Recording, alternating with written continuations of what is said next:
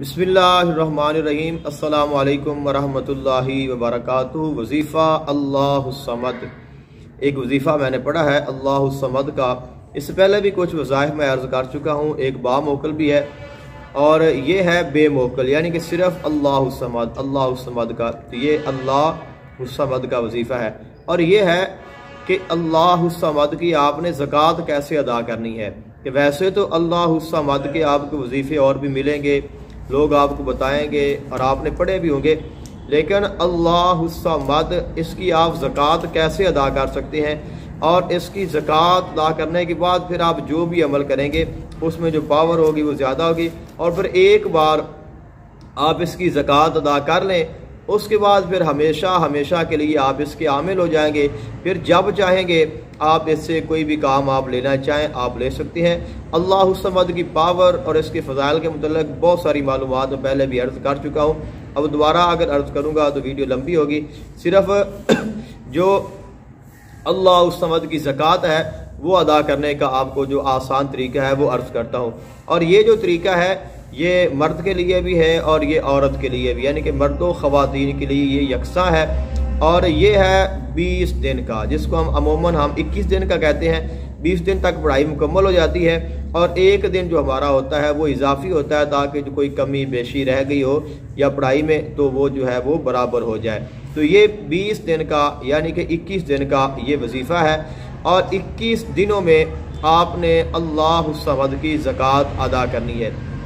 अल्लाहुस्समद की ज़कात अदा जब आप कर लेंगे तो एक वजीफ़ा मैंने पढ़ा है, उन्होंने कहा कि आप अल्लाहुस्समद पढ़ कर एक ढीला ले लें और एक ढीले के ऊपर अल्लाहुस्समद पढ़ें और उस ढीले को आप दरिया में डाल दें, पानी में डाल दें, नहर में डाल दें। तो वो नहर जो है, वो जो पानी है या दरिया है वो रुक जाएगा, यानी कि पानी चलता हुआ पानी रुक जाएगा। अगर आप चाहते हैं कि मैं इसको फिर चलाऊं तो आप एक और ढीला लें और उस पर अल्लाहुस्समद पढ़ें और उसको पानी में फेंक दें तो वो पानी चलना शुरू हो जाएगा। तो यहाँ से आप ये अंदाज़ा लगा सकते हैं कि अल्लाहुस्समद में कितनी पावर है और इसकी कितनी फजीलत है, और जो इसका आमिल हो जाएगा उसको फिर क्या क्या कमालात जो हैं वो हासिल होंगे। इसके अलावा और भी बहुत सारे वज़ाइफ हैं, इंशाल्लाह जैसे जैसे मौका मिलता जाएगा वो आपकी खिदमत में अर्ज़ करता जाऊँगा। लेकिन आज हमने बात करनी है अल्लाहुस्समद की ज़कात अदा करने की। तो अल्लाहुस्समद की आपने ज़कात जब आपने अदा करनी है तो बेहतर तो ये है कि आप इसके साथ परहेज़ जलाली और जमाली कर लें। लेकिन अगर आप परहेज़ जमाली नहीं कर सकते हैं तो आप जलाली ज़रूर करें। उसके लिए मैंने एक वीडियो बना दी है, उसमें आप उसको सुन भी सकते हैं। मुख्तसर ये है कि आपने गोश्त, मछली, अंडा, प्याज, लहसुन से परहेज़ करना है, जमा से परहेज़ करना है, गलत कारियों से आपने महफूज रहना है और आपने ये अमल करना है। 21 दिनों तक आपने शादीशुदा भी हैं तो अपनी औरत से भी आप ये कोशिश करें कि आप उसके साथ भी अपना जो ताल्लुक़ है वो कायम ना करें। तो आपने सबसे पहले आपने, चाहे ये वजीफ़ा बेमोकल है या बामोकल है, आपने जो हसार है वो ज़रूर कायम करना है।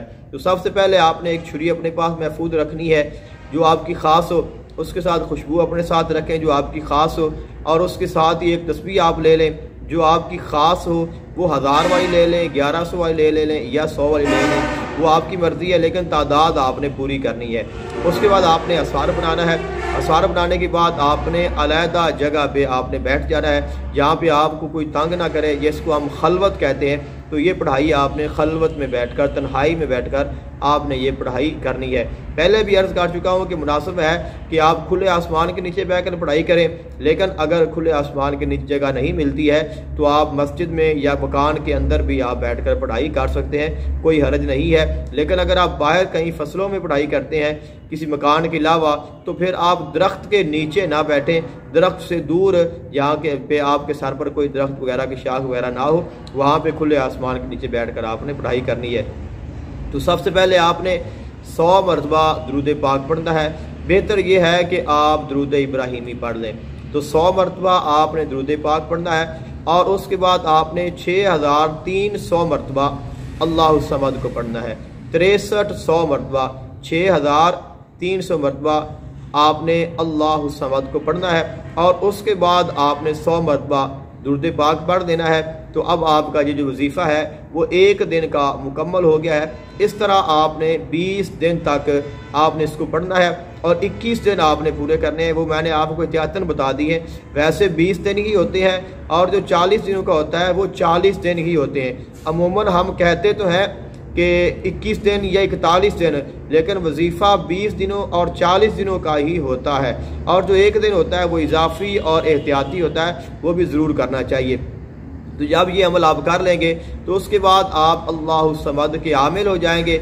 उसके बाद आप इसको अपनी मिकदार के मुताबिक अपनी जितना आपसे हो सके आप उसके मुताबिक इसको पढ़ते रहें। इंशाल्लाह इसके साथ बहुत सारे फ़वाइद और बहुत सारे फ़ज़ाइल हैं जो आपको मिलते रहेंगे, जो कि पहले भी बयान कर चुका हूँ। इंशाल्लाह जो और भी होंगे वो दीगर वीडियोज़ में मैं अर्ज़ करता रहूँगा, ताकि आपको पता चलता जाए कि अल्लाहु समद में क्या क्या फ़ज़ाइल हैं, इसकी क्या शान है। लेकिन जो अल्लाहु समद की ज़कात है वो कैसे अदा करनी है और कितनी अदा करनी है वो मैंने आपकी खिदमत में अर्ज़ कर दिया है। तो आप ये कोशिश करें कि आप ज़िंदगी में एक बार अल्लाहु समद की ज़कात अदा कर लें। इंशाल्लाह उसके बाद फिर सारी ज़िंदगी जो है आप इसके आमिल हो जाएंगे और इससे आप फ़ायदा उठाते रहेंगे।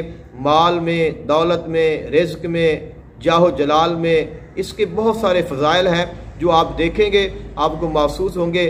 कश्फ़े कुबूर के लिए, कश्फ़े क़ुलूब के लिए, तस्ख़ीर खल्क़ के लिए बहुत सारी इसकी और भी चीज़ें हैं जो इसके साथ हासिल होती हैं, कि यानी कि बहुत सारे इसके कमालात हैं जो आपको इसके साथ मिलते रहेंगे। लेकिन आपने इसकी ज़कात अदा करनी है। ज़कात अदा करने के बाद आपको खुद ही पता चल जाएगा कि अल्लाह ताला के इस इसम में अल्लाह ताला ने क्या शान रखी है।